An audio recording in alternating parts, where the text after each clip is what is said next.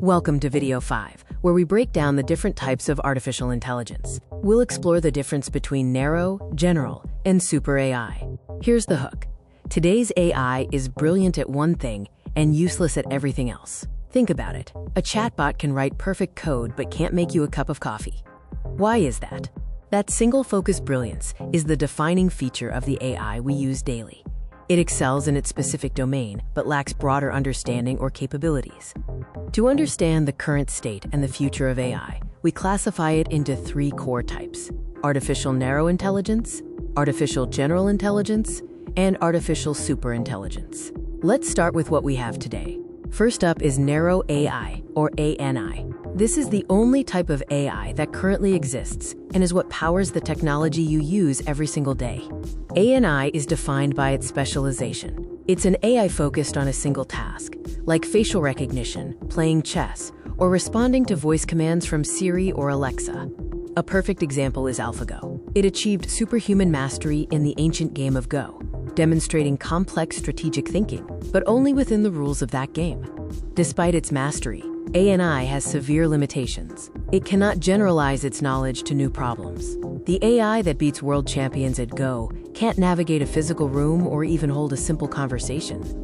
Next, we move to the realm of the hypothetical, artificial general intelligence, or AGI. A GI is an AI that possesses the capacity to understand, learn, and apply its intelligence across virtually any intellectual task that a human being can do.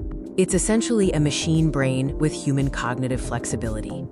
Now, here's a fun challenge for you. Write down what an artificial general intelligence would need to do to truly surpass a human. This goes beyond raw processing power, requiring creativity, intuition, and emotional intelligence. Achieving true AGI remains a massive scientific and engineering challenge. Current research is focusing on complex neural architectures and common sense reasoning, but there are still many roadblocks to overcome. Finally, we reach the most powerful and speculative concept: artificial superintelligence, or ASI. This is the stuff of science fiction, but it's the ultimate goal in some research circles. Super AI is defined as an intellect that is vastly superior to all human intelligence combined. It would be able to solve problems that are currently impossible for humans. The concept of ASI often comes with the idea of an, quote, intelligence explosion.